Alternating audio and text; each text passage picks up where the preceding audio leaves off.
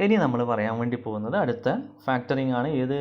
Agency factoring. Agency factoring പറഞ്ഞു കഴിഞ്ഞു അല്ലേ? നമ്മൾ ഏജൻസി ഫാക്ടറിങ് പറഞ്ഞു കഴിഞ്ഞാൽ അടുത്തത് നമ്മൾ പറയുന്നു ഇൻ്റർനാഷണൽ ഫാക്ടറിങ്. ഇൻ്റർനാഷണൽ ഫാക്ടറിങ് എന്താണ് ഇൻ്റർനാഷണൽ ഫാക്ടറിങ് എന്ന് നോക്കാം. അപ്പോൾ under this type of factoring the service of a factory in a domestic business are simply extended to international business. അതിൽ പേര് തന്നെ ഉണ്ടല്ലോ, ഇൻ്റർനാഷണൽ അല്ലേ? So factoring is done by purely on the basis of invoice prepared by the exporter. അപ്പോൾ ഇവിടെ പറഞ്ഞ കാര്യം എന്തായിരുന്നു? Factor in a domestic business the service of a factor in a domestic business are simply extended to international business അല്ലേ? Factor എന്ന് പറയുന്നത് ഇവിടെയും business client എന്ന് പറയുന്നത് ഇൻ്റർനാഷണൽ രാജ്യത്തിൻ്റെ പുറത്തുമായിരിക്കും. Factoring is done purely on the basis of the invoice prepared by the exporter. അപ്പോൾ factoring ചെയ്യുന്നത് ഏതിൻ്റെ ബേസിലാണ്?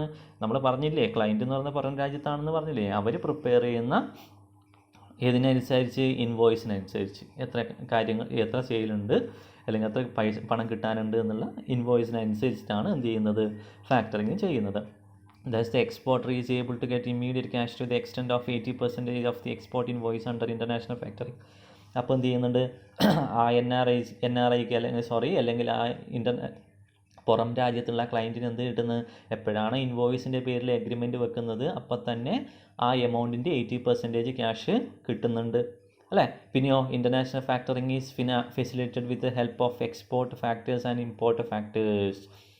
അപ്പോൾ ഇൻ്റർനാഷണൽ ഫാക്ടറിങ്ങിനെ സഹായിക്കുന്ന രണ്ട് ഘടകമാണ് എക്സ്പോർട്ട് ഫാക്ടേഴ്സ്, ഇമ്പോർട്ട് ഫാക്ടേഴ്സ് എന്ന് പറയുന്നത്. അതൊന്നും നിങ്ങൾ ശ്രദ്ധിക്കേണ്ട കാര്യമില്ല, ജസ്റ്റ് അതിൻ്റെ മീനിങ് മാത്രം ഒന്ന് മനസ്സിലാക്കി വെക്കുക. Next, suppliers guarantee factoring. Suppliers guarantee factoring. എന്താണ് സപ്ലയേഴ്സ് ഗ്യാരണ്ടി ഫാക്ടറിങ് എന്ന് നമുക്ക് നോക്കാം. This type of factoring is suitable for business establishment which cell goods through middle man. അതായത് നമ്മളൊരു ഇടനിലക്കാരൻ മുഖാന്തരം നമ്മൾ സാധനങ്ങൾ വിൽക്കുന്നുണ്ടെങ്കിൽ, അപ്പോൾ നമ്മൾ നേരിട്ട് കസ്റ്റമേഴ്സിലേക്ക് സാധനങ്ങൾ എത്തിക്കുന്നില്ല, നമ്മൾ ഉൽപ്പാദിപ്പിക്കുന്ന സാധനം ഒരു ഇടനിലക്കാരൻ മിഡിൽ മാൻ മുഖാന്തരം കസ്റ്റമേഴ്സിലേക്ക് എത്തിക്കുന്നുണ്ട്. അങ്ങനെ നമ്മൾ ഒരു ഇടനിലക്കാരൻ മുഖാന്തരം കടത്തിനാണ് സാധനങ്ങൾ മറ്റുള്ളവരിലേക്ക് എത്തിക്കുന്നത്. അപ്പോൾ ആ ഇടനിലക്കാരൻ മുഖേന നമ്മൾ വിറ്റ സാധനത്തിന് നമുക്ക് പണം കിട്ടിയില്ല, ഭാവിയിൽ കിട്ടാൻ പോകുന്നു. അപ്പോൾ അവിടെ നമുക്ക് എന്ത് ചെയ്യാം? നമുക്ക് ഫാക്ടറിങ് ചെയ്യാം. ഏത് ഫാക്ടറിങ് ആണ് അതിന് സ്യൂട്ടബിൾ എന്ന് പറയുന്നത്?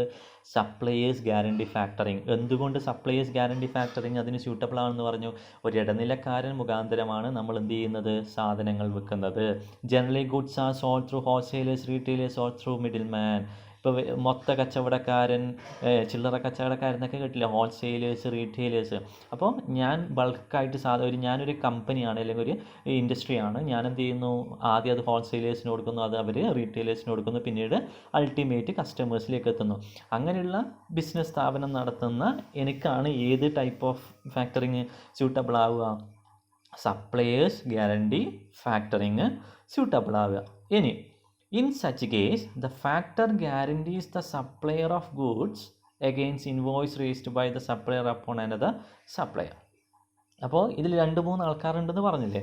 ഇപ്പോൾ ഞാനാണ് ശരിക്കും ക്ലയൻറ്റ് എന്ന് പറയുന്നത്. ഞാനത് ഹോൾസെയിലർക്ക് കൊടുത്തു, അവരത് റീറ്റെയിലർക്ക് കൊടുത്തു, റീറ്റെയിലേഴ്സ് കസ്റ്റമേഴ്സിനെ കൊടുത്തു അല്ലേ? അപ്പോൾ ഇവിടെ പറയുന്നത് എന്താ? In such case the factor guarantees, ഫാക്ടർക്ക് ഗ്യാരണ്ടി കൊടുക്കുന്നു. എന്ത്? Supplier of goods against invoice raised by the supplier. അതായത് സപ്ലയർ എന്ന് പറയുന്നത് ഹോൾസെയിലേഴ്സ്. ആ ഹോൾസെയിലേഴ്സ് എന്ത് കൊടുക്കുന്നുണ്ട്? റീറ്റെയിലേഴ്സിന് കടത്തിന് സാധനം കൊടുക്കുന്നുണ്ട് അല്ലേ? അപ്പോൾ അതാണ് പറയുന്നത് guarantees the supplier of goods, അത് ഹോൾസെയിലേഴ്സ്. എഗെയിൻസ്റ്റ് ആർക്ക് കൊടുക്കുന്നു? Invoice raised by the supplier upon another supplier അല്ലേ? ആർക്ക് കൊടുക്കുന്നു? ഹോൾസെയിലേഴ്സ് റീറ്റെയിലേഴ്സ് കൊടുക്കുന്നില്ലേ? ആ റീറ്റെയിലേഴ്സ് കൊടുക്കുന്നതിന് എന്ത് കൊടുക്കുന്നു? ഗ്യാരണ്ടി കൊടുക്കുന്നു. The bills are assigned in favour of the factor who guarantee payment of those bills. This enables the supplier to earn profit without much financial involvement. അപ്പോൾ ശരിക്കും ഇടനിലക്കാർക്കാണ് എന്ത് കൊടുക്കുന്നത്? ഗ്യാരണ്ടി കൊടുക്കുന്നത്. എന്ത്? ഇപ്പോൾ ഞാൻ നേരെ ബിസിനസ്സിൽ നിന്ന് പ്രൊഡക്ട്സ് ഹോൾസെയിലേഴ്സിന് കൊടുത്തു പൈസക്ക്, ഹോൾസെയിലേഴ്സ് അത് റീറ്റെയിലേഴ്സിന് കൊടുക്കുന്നു, റീറ്റെയിലേഴ്സ് അത് കടത്തിന് കസ്റ്റമേഴ്സിന് കൊടുക്കുന്നു. അപ്പോൾ ആ സപ്ലയറില്ലേ, സപ്ലയറിൻ്റെ സപ്ലയർ എന്ന് പറയുന്ന ഹോൾസെയിലർ, അവരുടെ സപ്ലയർ റീറ്റെയിലേഴ്സ്, അവരാണ് കടത്തിന് സാധനം കൊടുക്കുന്നത്. അപ്പോൾ അവർക്കാണ് ഗ്യാരണ്ടി കൊടുക്കുന്നത്. ആർക്ക്? റീറ്റെയിലേഴ്സിനാണ് ഗ്യാരണ്ടി കൊടുക്കുന്നത്. ആര്? ഫാക്ടർ. ഓക്കെ. ഇനി next limited factoring. Under this type, the factor does not take up all the invoice of a client.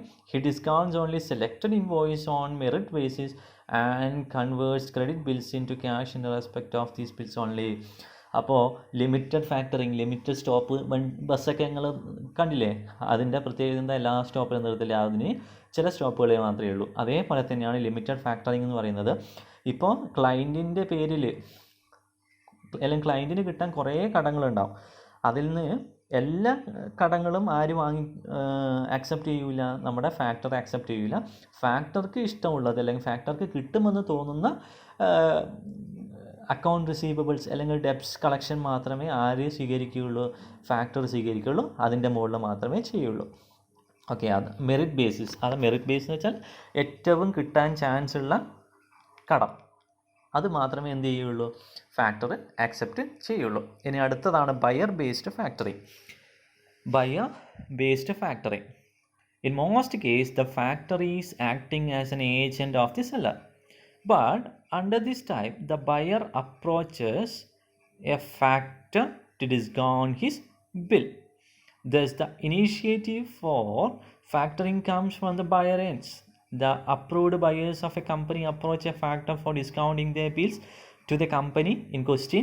In such case, the claims on such buyers are paid by discounting the bills without recourse to the seller, and the seller also get ready cash. ഇവിടെ പറയുന്നത് ശ്രദ്ധിക്കുക, ഇതിൽ ഒരു പ്രത്യേകതയുണ്ട്. എന്താ പ്രത്യേകത? ഇപ്പോൾ ക്ലയൻറ്റിന് customers ഉണ്ടാവും അല്ലേ? ക്ലയൻറ്റിൻ്റെ കസ്റ്റമേഴ്സാണ് ബയേഴ്സ് എന്ന് പറയുന്നത്. ആ ബയേഴ്സ് എന്ത് ചെയ്യുന്നു? ക്ലയൻറ്റിൻ്റെ ഫാക്ടറെ സമീപിക്കുന്നു. എന്തിനു വേണ്ടിയിട്ട്? അവർ കൊടുക്കാനുള്ള പൈസയ്ക്ക് ഒരു ഡിസ്കൗണ്ട് വേണമെന്ന് പറഞ്ഞിട്ട് ബയർ ആരെ സമീപിക്കുന്നു? ഫാക്ടറെ സമീപിക്കുന്നു. Thus the initiative for factoring comes from the buyers and. അപ്പോൾ ആരുടെ ഭാഗത്തു നിന്നാണ് ഇത് തുടങ്ങുന്നത്? ക്ലയൻറ്റിൻ്റെ ഭാഗത്തു നിന്നാണോ? അല്ല, ശരിക്കും ബയേഴ്സാണ് ആരാ സമീപിക്കുന്നത്? ഫാക്ടറെ സമീപിക്കുന്നത് അല്ലേ? എന്നിട്ടോ the approved buyers of a company approach a factor for discounting the bills to the company in question. Okay, അത് പറഞ്ഞു. In such case the claims on such buyers are paid by discounting the bills without recourse to the seller. അല്ലേ? അവിടെ എന്ത് ചെയ്യുന്നു? Discount ചെയ്യുന്നു അവരുടെ bill without recourse. Without recourse എന്ന് വെച്ചാൽ ആരിലേക്ക് പോകുന്നില്ല? അത് ഫാക്ടറിലേക്ക് പോകുന്നില്ല. അതിൻ്റെ റെസ്പോൺസിബിലിറ്റി എന്ന് പറയുന്നത്. And also get ready cash. സെല്ലറിന് എന്ത് കിട്ടുന്നു? റെഡി ക്യാഷ് കിട്ടുന്നു. ബയർക്ക് എന്ത് കിട്ടുന്നു? ഡിസ്കൗണ്ട് കിട്ടുന്നു. ഡിസ്കൗണ്ട് അതായത് ശരിക്കും എമൗണ്ട് കൊടുക്കേണ്ട ഒരു നിശ്ചിത തുക കുറച്ച് കൊടുത്താൽ മതി. The facility is available only to reputed credit worthy buyers. പക്ഷേ ഇങ്ങനെ കിട്ടണമെങ്കിൽ അത് സാധാരണക്കാർക്കൊന്നും കിട്ടൂല. ഏറ്റവും വിശ്വാസയോഗ്യമായിട്ടുള്ള അല്ലെങ്കിൽ ഏറ്റവും നല്ല സൽപ്പേരുള്ള കമ്പനിക്കാർക്ക് അല്ലെങ്കിൽ കസ്റ്റമേഴ്സിന് മാത്രമേ ഏത് കിട്ടുകയുള്ളൂ? നേരിട്ട് ഫാക്ടറിൻ്റെ അടുത്ത് പോയിട്ട് അവിടെ നിന്ന് നേരെ സെല്ലേഴ്സിൻ്റെ അടുത്ത് പോയിട്ട് ഡിസ്കൗണ്ട് ചെയ്തിട്ട് കിട്ടുന്ന ഫാക്ടറിങ് ഏതിലില്ലയോ? ബയേഴ്സ് ബേസ്ഡ് ഫാക്ടറിങ്ങിൽ റെപ്യൂട്ടഡ് കസ്റ്റമേഴ്സിനെ അല്ലെങ്കിൽ ക്രെഡിറ്റ് വ്യക്തി, അതായത് പണം കൊടുക്കാൻ കഴിവുള്ള അല്ലെങ്കിൽ നല്ല സൽപ്പേരുള്ള ആൾക്കാർക്ക് മാത്രമേ കിട്ടുള്ളൂ. ഇനി അടുത്തതാണ് സെല്ലർ ബേസ്ഡ് ഫാക്ടറിങ് എന്ന് പറയുന്നത്. സെല്ലർ ബേസ്ഡ് ഫാക്ടറിങ് എന്താ? സെല്ലർ ബേസ്ഡ് ഫാക്ടറിങ് എന്ന് നമുക്ക് നോക്കാം. Under this type the seller instead of discounting his bills. Under this type the seller, ആര്? സെല്ലർ എന്ന് പറയുന്ന ആരാ? Client. The seller instead of discounting his bills sell all his accounts receivable to the factor. അല്ലേ? അയാൾ എന്ത് ചെയ്യുന്നു? Cell ചെയ്യുന്നു. അയാളുടെ എല്ലാ അക്കൗണ്ട് റിസീവബിളും ആർക്ക് കൊടുക്കുന്നു? ഫാക്ടർ കൊടുക്കുന്നു. ആഫ്റ്റർ ഇൻവോയ്സിങ് ദ കസ്റ്റമേഴ്സ്, അല്ലേ? കസ്റ്റമേഴ്സിനെ അറിയിച്ചതിന് ശേഷമാണ് ഈ ഫാക്ടറിങ്ങിൽ കൊടുക്കുന്നത്. The sellers job is over as soon as he prepares the invoice. അപ്പോൾ സെല്ലർ ഇത് ഇൻവോയ്സ് ഫാക്ടർക്ക് അയച്ചു കഴിഞ്ഞാൽ അയാളുടെ ഡ്യൂട്ടി കഴിഞ്ഞ് ബാക്കിയുള്ള ജോലിയൊക്കെ ചെയ്യേണ്ടത് ആരാണ്? ഫാക്ടറാണ്. Therefore, all the documents connected with the sale are handed over to the factor who takes over the remaining function. അപ്പോൾ അത് ആ ഇൻവോയ്സ് ഇത്ര ആൾക്കാർ ക്ലയൻറ്റിന് പണം കൊടുക്കാനുണ്ടെന്ന് ഫാക്ടർക്ക് മനസ്സിലായി കഴിഞ്ഞാൽ ബാക്കിയുള്ള എല്ലാ എന്നാണ് പറയുന്നത് നമ്മുടെ ഫാക്ടർ ചെയ്യുമെന്നാണ് പറയുന്നത്. ഇത്രയും കാര്യമാണ് ടൈപ്സ് ഓഫ് ഫാക്ടറിങ്ങിലുള്ളത്. ഇനി നെക്സ്റ്റ് ഡിസ്കൗണ്ടിങ്ങും ഫാക്ടറിങ്ങും തമ്മിലുള്ള 2-3 ഡിഫറൻസ് നമുക്ക് നോക്കാം. ഫാക്ടറിങ് എന്ന് പറയുന്നത് ഒരു ബ്രോഡർ ടേമാണ്. പക്ഷേ ഡിസ്കൗണ്ടിങ് എന്ന് പറയുന്നത് ഒരു നാരോ സ്ട്രീമാണ്. അതാണ് ഒന്നാമത്തെ ഡിഫറൻസ് പറയുന്നത്. ഫാക്ടറിങ്ങിൽ factor purchase the trade debts and thus becomes a holder of the value. ഫാക്ടറിങ്ങിൽ എന്ത് ചെയ്യുന്നുണ്ട്? ഫാക്ടർ സെല്ലറുടെ അല്ലെങ്കിൽ ക്ലയൻറ്റിൻ്റെ എല്ലാ ട്രേഡ് ഡെപ്റ്റ്സും കയ്യിൽ വെക്കുന്നുണ്ട്. പക്ഷേ ഏതിലില്ല? ഡിസ്കൗണ്ടിങ്ങിൽ അത് ഇല്ല എന്നുള്ളത് മനസ്സിലാക്കി വെക്കുക. ഡിസ്കൗണ്ടിങ്ങിൽ എന്താണ്? Financial act simply as an agent of his client and he does not become the owner. ഓണറൊന്നും ആവുന്നില്ല, ശരിക്കും ഓണർ ആവുന്നില്ല. പക്ഷേ ഫാക്ടറിങ്ങിൽ ഓണറായിട്ട് മാറുന്നുണ്ട്. മൂന്നാമത്തെ difference, the factor may extend credit without any recourse to the client in the event of non payment by customers. ഫാക്ടറിങ്ങിൽ ഇപ്പോൾ ഫാക്ടർ എന്ത് ചെയ്യുന്നുണ്ട്? ഡെപ്റ്റ്സ് ആക്സെപ്റ്റ് ചെയ്യുന്നുണ്ട്. പക്ഷേ ക്രെഡിറ്റേഴ്സ് ആ ഡെപ്റ്റ്സ് റീപേ ചെയ്തില്ലെങ്കിൽ അത് കളക്ട് ചെയ്യാനുള്ള അധികാരം, റെസ്പോൺസിബിലിറ്റി, ഉത്തരവാദിത്തം ആരിലേക്ക് തന്നെ പിന്നീട് പോകുന്നുണ്ട്? ക്ലയൻറ്റിലേക്ക് പോകുന്നുണ്ട്. പക്ഷേ ഡിസ്കൗണ്ടിങ്ങിൽ എന്താ പറയുന്നത്? Discounting is always made with recourse to the client. അപ്പോൾ എന്താണ്? എപ്പോഴും ക്ലയൻറ്റിന് തന്നെയാണ് അത് പേ ചെയ്യാനുള്ള അവകാശം അല്ലെങ്കിൽ ഉത്തരവാദിത്തം ഏതിൽ? ഡിസ്കൗണ്ടിങ്ങിൽ എന്ന് പറയുന്നത്. ഇനി നെക്സ്റ്റ് എന്ന് പറയുന്നത്, account receivables under discounts are subject to rediscounting.